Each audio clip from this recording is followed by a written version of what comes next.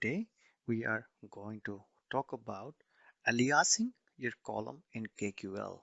What it means is, for example, you were writing a query and then by default the table has a unique column name, and at times they might not appear as meaningful as they should be.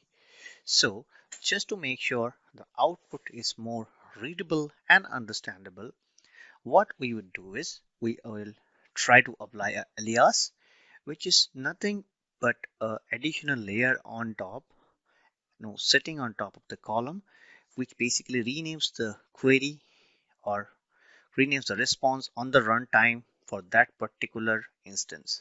So that doesn't get actually saved in the table, rather it's just there to show you the result in a different name. And to do that, we will start typing sign in logs, and as it comes into intelligence, let us try to write summarize, and we will write count by, we would say, user principal name. Let us have this query here. All right, now we will try to run this query for last 24 hours, and once the query gives result, all right, you will see that basically it gives two names, one the user principal name and the name as count underscore. So count underscore might not be a very relevant name, right?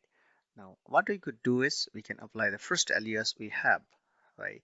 Now what we could do is we can name it as login count, all right, and just try to rename the query, all right. And you can see that the response has changed its column name, and now it is not count underscore, rather it is login count, and a bit more understandable. And if we want to do the same thing for user principal name, we can use let's say domain user name, all right. And once we do that, we will rerun the query, and you can see basically it's showing us domain user name and login count. All right, now these are all the aliases wherein we are not using any space, or we are not trying to make it so much beautiful to look at.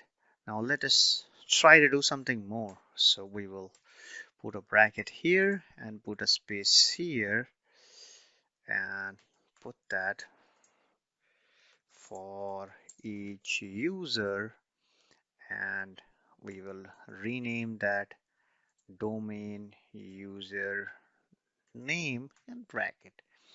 Now once we kind of do this, and if we try to run this, all right, you can see basically what happens is it renames the whole column over here, all right.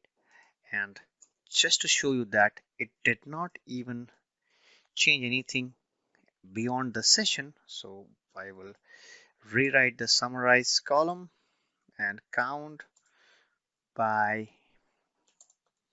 user principal name, and we try to run this, all right. And you can see once we run this, it is still giving the old value. That means when we exactly run one particular query with the alias, it is only displayed for that instance.